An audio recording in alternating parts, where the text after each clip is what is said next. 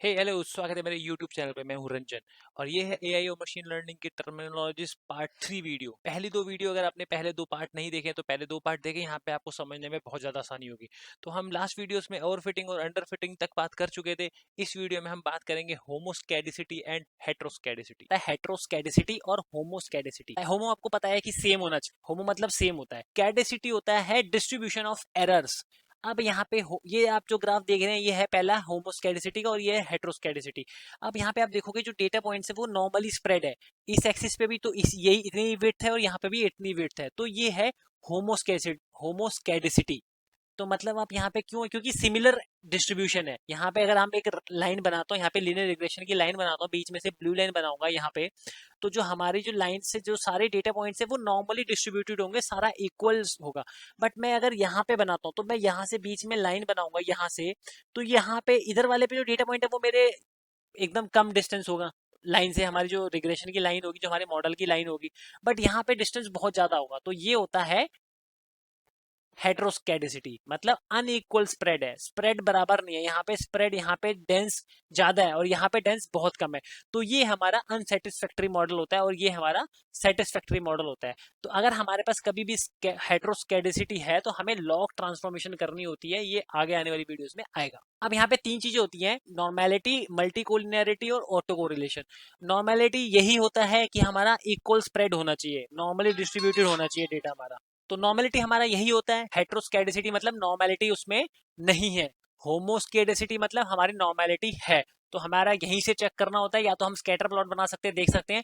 Otherwise हमारे पास एक test होता है जिसमें जाके बीरा वैल्यू आती है, जिसको हम जेबी वैल्यू कहते हैं। अगर वो हमारी 0.5 से कम है तो मतलब हमारी नॉर्मेलिटी ठीक है, मतलब हमारी नॉर्मेलिटी एकदम करेक्ट है, डेटा हमारे इक्वली डिस्ट्रीब्यूटेड है। इस वाले में हमारी डेटा इक्वली डिस्ट्रीब्यूटेड नहीं है, मतलब हमारी नॉर्मेलिटी नहीं है। और इस वाले में हमारी नॉर्मेलिटी है। दूसरा पॉइंट होता है मल्टी कोलिनियरिटी। अब मल्टी कोलिनियरिटी मतलब होता है जो हमारे इनपुट वेरिएबल्स है ना, उन्हीं में आपस में ही मल्टी कोलिनियरिटी है, मतलब उन्हीं के आपस में कोरिलेशन है। मतलब एक वेरिएबल, अगर एक इनपुट वेरिएबल बढ़ रहा है तो दूसरा इनपुट वेरिएबल भी बढ़ रहा है। तो ये चीज बड़ी खतरनाक हो सकती है हमारी मशीन लर्निंग में। क्यों? हमारा अगर इनपुट बढ़ रहा है आउटपुट बढ़ रहा है, ये कोरिलेशन तो बढ़िया है, बट अगर हमारे दोनों इनपुट आपस में ही कोरिलेशन है तो वो हमें मॉडल पे पता ही नहीं चल पाएगा हमारे ए ने डाला है या बी ने डाला है। मान लो जैसे जैसे सैलरी बढ़ रही है, ईयर ऑफ एक्सपीरियंस भी बढ़ेगा। अगर हमने इनपुट वेरिएबल में दोनों यही वेरिएबल ले लिए, एक सैलरी ले लिया और एक एक्सपीरियंस ले लिया, तो हमारे ये दोनों हाईली कोरिलेटेड हो जाएंगे। तो ये हमारे मॉडल पे हमें पता ही नहीं चल पाएगा कि हमारा ए इफेक्ट डाल रहा है, बी डाल रहा है।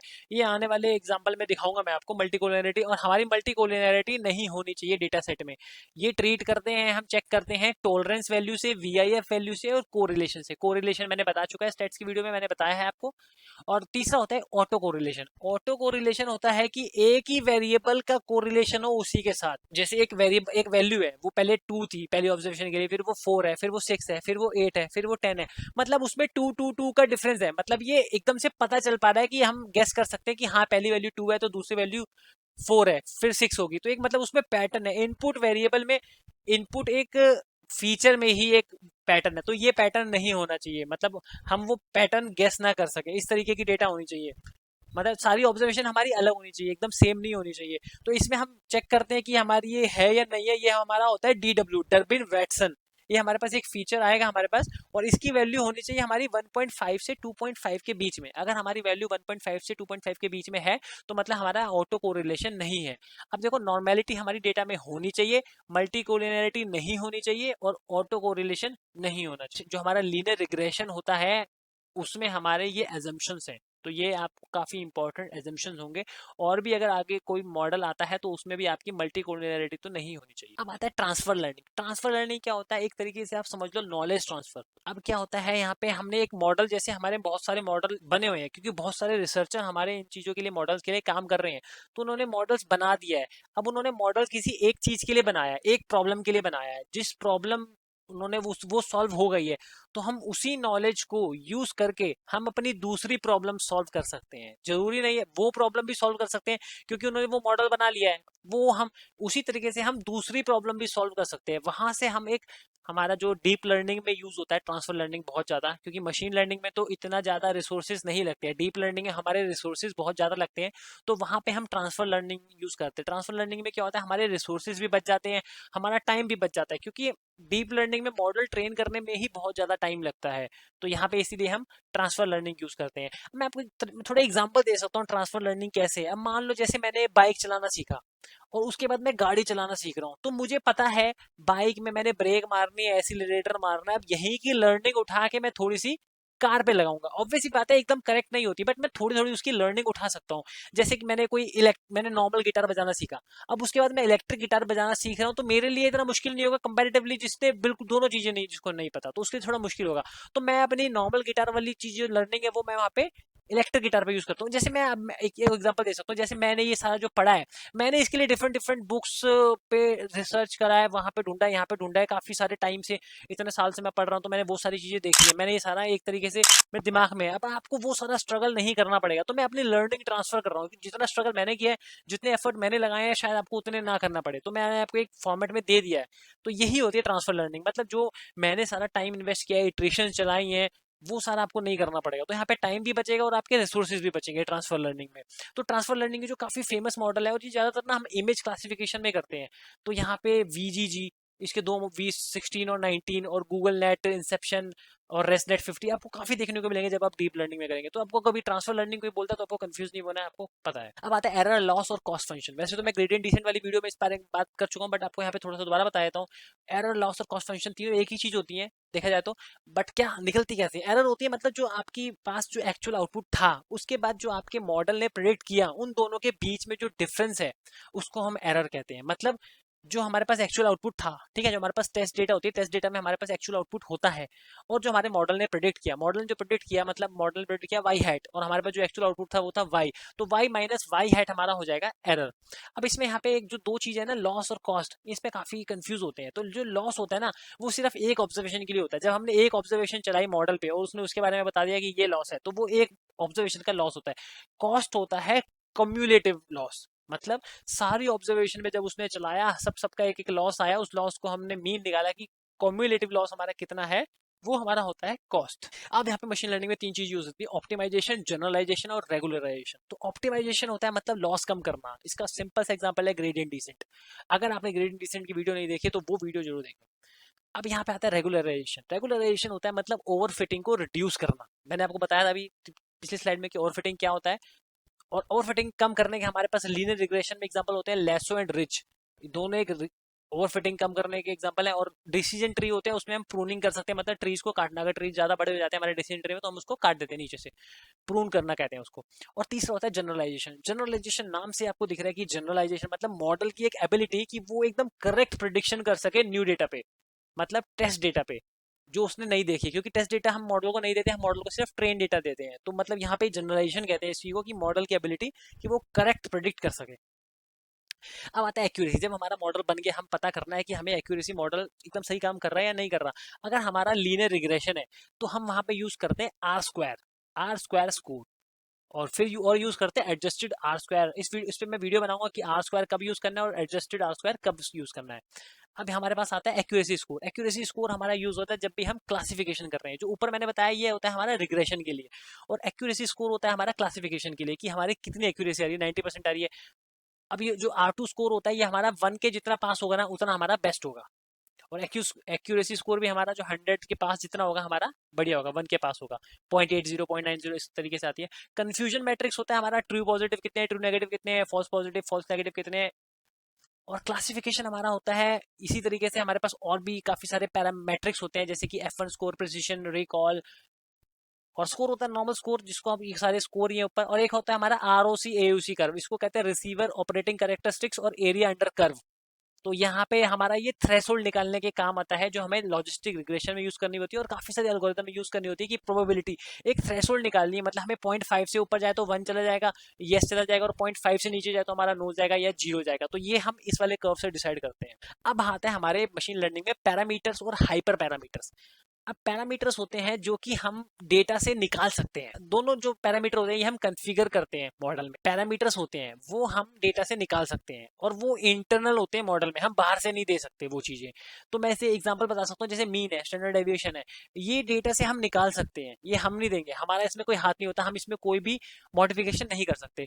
अब जैसे लीनियर रिग्रेशन में हमारा y equal to mx plus c होता है, तो हमें वहां पे m और c निकालना होता है, वो मॉडल निकालेगा, हम नहीं निकाल सकते, या हम भी निकालेंगे तो डेटा से निकालेंगे, बट हम उसमें मॉडिफिकेशन नहीं कर सकते, जो डेटा बताएगी वही हमसे वहां से निकलेगा। ठीक है, तो ये होता है पैरामीटर। दूसरा होता है हाइपर पैरामीटर। हाइपर पैरामीटर्स होते हैं जो कि मॉडल में एक्सटर्नल होते हैं, जो हम दे सकते हैं, वो डेटा से नहीं निकाल सकता, वो मॉडल खुद नहीं पता लगा सकता कि क्या देना है, वो हमें ही देने पड़ते हैं। तो जैसे क्या होता है लर्निंग रेट, लर्निंग रेट हम स्पेसिफाई करते हैं कि 0.01 ले, ईटा जैसे मैंने बताया था आपको ग्रेडियंट डिसेंट में, तो वो हम डिसाइड करते हैं। और भी काफी सारे होते हैं, जैसे के होता है KNN में, के फोल्ड में होता है के क्या लेना है, के क्रॉस वैलिडेशन में होता है के क्या लेना है, सपोर्ट वेक्टर मशीन में होता है सी और सिग्मा एक चीज होती है, आने वाले वीडियोस में आएगा, आपको कंफ्यूज नहीं होता। मतलब ये समझ लो कि हाइपर पैरामीटर वो होते हैं जिसकी वैल्यू हम डेटा से नहीं निकाल सकते हैं, वो हमें खुद देने पड़ते हैं। तो अब आती है हाइपर पैरामीटर्स ट्यूनिंग। मैंने आपको बताया पैरामीटर के साथ तो हम छेड़छाड़ कर ही नहीं सकते, पैरामीटर को हम चेंज कर ही नहीं सकते, पैरामीटर तो मॉडल खुद निकालता है। हाइपर पैरामीटर के साथ हम ट्यूनिंग कर सकते, हाइपर पैरामीटर ट्यूनिंग करने को हम कहते हैं ऑप्टिमाइजेशन, मतलब हमारा लॉस कम होता है। अब हाइपर पैरामीटर हम क्या एग्जैक्टली रखेंगे, वहां से हमारा लॉस कम होता है। तो हाइपर पैरामीटर की ट्यूनिंग होती है, जैसे हम गिटार की ट्यूनिंग करते हैं कि किस वाली नट को टाइट करने से हमारी आवाज अच्छी आती है, जैसे रेडियो में हम ट्यूनिंग करते थे, सिग्नल नहीं आते थे, जैसे यहाँ पे ये रेडियो जॉकी है, डीजे होता है, तो उस तरीके से हम हाइपर पैरामीटर ऊपर नीचे करते हैं कि हमारा साउंड अच्छा प्रोड्यूस हो। तो इसी तरीके से यहाँ पे भी हम इसी तरीके से हम यहाँ पे भी हाइपर पैरामीटर ट्यूनिंग करते हैं। अब यहाँ पे हाइपर पैरामीटर ट्यूनिंग के सबसे जो दो मेन एल्गोरिथम यूज होते हैं, ग्रिड सर्च और रैंडमाइज ग्रिड सर्च, ये दोनों आपको बहुत ज्यादा देखने को मिलेगी। बाकी इसके अलावा भी ऑटोमेटिक ग्रिड सर्च होता है और मैनुअल ग्रिड सर्च होता है। मैनुअल ग्रिड सर्च होता है कि हम अपने एक्सपीरियंस से उसमें डिफरेंट डिफरेंट पैरामीटर्स करके देख रहे हैं। ठीक है, तो अब यहाँ पे ग्रिड सर्च होता है, जो सबसे पहला होता है। इसमें ग्रिड सर्च में क्या होता है, हमारे पास ना एक लिस्ट होती है, उस लिस्ट में काफी सारी वैल्यूज होती है। अब जैसे हमारे पास ईटा है, मान लो ईटा की वैल्यू हम कंसिडर कर रहे हैं 0.5, 0.1, 0.001, 1। ठीक है, ऐसे ही हम नंबर ऑफ डिसीजन ट्री बना रहे हैं, रैंडम फॉरेस्ट बना रहे हैं, तो हम उसमें कितने ट्री रख रहे हैं, हम 10 रखेंगे, 20 रखेंगे, 30 रखेंगे, 40 रखेंगे। ठीक है, हमने एक लिस्ट बना ली और ऐसी काफी सारी पैरामीटर की हमने लिस्ट बना ली। अब क्या करेगा ग्रिड सर्च एल्गोरिथम, हर पैरामीटर को ना उस पे कॉम्बिनेशन लगा लगा के देखेगा कि इसका कितना है, इस पे कितनी एक्यूरेसी आई, इस पे कितनी एक्यूरेसी आई। तो ये जो ग्रिड सर्च होता है ये बहुत ज्यादा कॉम्पिटेशनली एक्सपेंसिव होता है। मैं आपको दिखाता हूँ, जैसे ये है ग्रिड सर्च। अब यहाँ पे ना ये जो सारे पैरामीटर आप ये देखेंगे, आप ये एक ऑर्डर में जा रहा है, ऐसे जाएगा, पहले ये ट्राई करेगा 1, जब 0, ये वाला 0 होगा, ये वाला 1 होगा। मतलब ये मेरे एक एग्जांपल है कि ये हर एक पैरामीटर को इस तरीके से ट्राई करेगा। इस पे देखेगा एक्यूरेसी कितनी है, इस पे देखेगा एक्यूरेसी कितनी है, इस पे देखेगा एक्यूरेसी कितनी आई। हर एक पैरामीटर को एक एक पे करके सब पे एक्यूरेसी देखेगा और कोई भी छोड़ेगा नहीं। ये कॉम्बिनेशन जो ग्रिड सर्च होता है ना, वो कोई भी कॉम्बिनेशन छोड़ेगा नहीं। तो ये बहुत एक्सपेंसिव होता है, बट इसके जो रिजल्ट होते हैं ना बहुत एक्यूरेट होते हैं। ये एक आपको पैरामीटर दे देता है कि आप ये पैरामीटर रख लो, आपका मॉडल एकदम बेस्ट परफॉर्म करेगा। और इसमें क्या होता है, जब हमारे पास ना बहुत बड़े डेटा सेट होते हैं और डायमेंशंस बहुत ज्यादा होती है, डायमेंशंस मतलब इनपुट वेरिएबल्स हमारे पास बहुत ज्यादा होते हैं, तो ये स्लो हो जाता है और कॉम्पिटेशनल बहुत ज्यादा टाइम लगता है और कॉस्टली पड़ता है, हमें कॉम्पिटेशनल एक्सपेंसिव पड़ता है। और दूसरा होता है हमारे पास रैंडमाइज सर्च। अब रैंडमाइज क्या होता है, ये रैंडम तरीके से वैल्यू उठाता है, पैरामीटर हाइपर पैरामीटर्स की वैल्यू रैंडम तरीके से उठाता है और उनको टेस्ट करता है। अब ये यहाँ पे रैंडम तरीके से उठा रहा है, तो मतलब ये नहीं कि कुछ भी उठा लेगा, यहाँ पे इसके पीछे साइंस होती है। इसके पीछे क्या होता है कि एक जैसे इसने वैल्यू उठाई, उस पर इसको एक्यूरेसी अच्छी आई, इसने दूसरी उठाई, उस पर एक्यूरेसी बेकार आई, तो ये क्या करेगा, उस डेटा के ऊपर नहीं जाएगा। मान लो हमारा इटरेट इसने 0.001 लिया, अच्छी आई, 0.005 लिया, अच्छी आई, 0.01 लिया, एक्यूरेसी बेकार आई, तो अभी 0.1 के बाद जाएगा ही नहीं, अभी उससे नीचे आने की सर्च करेगा। तो ये कुछ भी सर्च करता है अपने यहाँ, देखो कैसे भी उठा रहा है। अभी इसने इस पॉइंट पे सर्च किया, फिर उसने इसके बाद किया, फिर ये यहाँ चलेगा, यहाँ चल जाएगा, मतलब कैसे भी सर्च करेगा। बट इसमें क्या होता है, कई बार ये सारे डेटा पॉइंट्स पे सर्च नहीं करता है, जहां पे इसे बेस्ट एक्यूरेसी मिल जाती है तो वहीं पे आ जाता है। बट ये भी आपको बेस्ट पैरामीटर निकाल के देता है। और इसमें क्या होता है, लेस एक्यूरेट रिजल्ट होते हैं इसके कंपैरिजन में, बट इतने भी नहीं होते। अगर उसमें 1-2% का ही डिफरेंस होता है, हम इस पर रिलाई कर सकते हैं रैंडमाइज सर्च पे। और ये कॉम्पिटिशनली काफी बेटर होता है, क्योंकि इसमें ना हम जो इटरेशन है वो लूप कितनी बार चलेगा। अब जो ग्रिड सर्च है ना, उसमें तो लूप उतनी बार ही चलेगा जितने वो कॉम्बिनेशन बना सकता है, जितने पॉसिबल कॉम्बिनेशन है वो ग्रिड सर्च में सारे सर्च करता है। बट रैंडमाइज सर्च में वो उतने ही इटरेशन सर्च करता है जितने हम डिफाइन करेंगे। तो मतलब रैंडमाइज सर्च में हम डिफाइन करते हैं। So that's all in this video.